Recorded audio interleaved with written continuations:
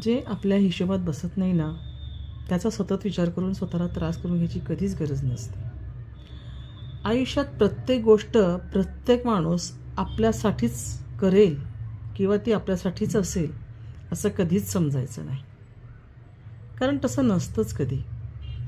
काही वस्तू आपल्या उपयोगाच्या नसतात, तर काही माणसं आपल्या प्रवासाची सुद्धा नसतात.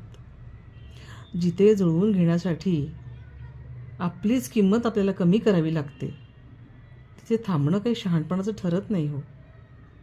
सगळ्यांना सोबत ठेवण्याच्या नादामध्ये आपण स्वतःला मात्र हरवून बसतो.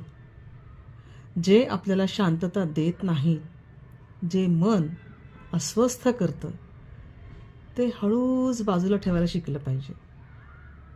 आणि सोडणं म्हणजे काही अपयश नाही आहे, स्वतःला वाचवणं असतं.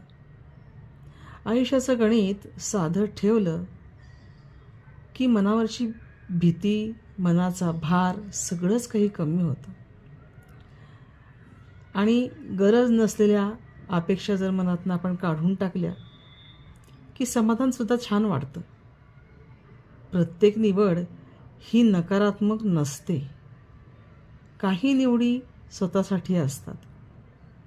शेवटी शांतता हीच आपली खरी संपत्ती आहे आणि ही जपणं हे आपलं महत्त्वाचं कामही आहे आणि त्यातच शहाणपणही आहे. तुम्हाला हे विचार आवडले का? मला कमेंटमध्ये नक्की कळवा.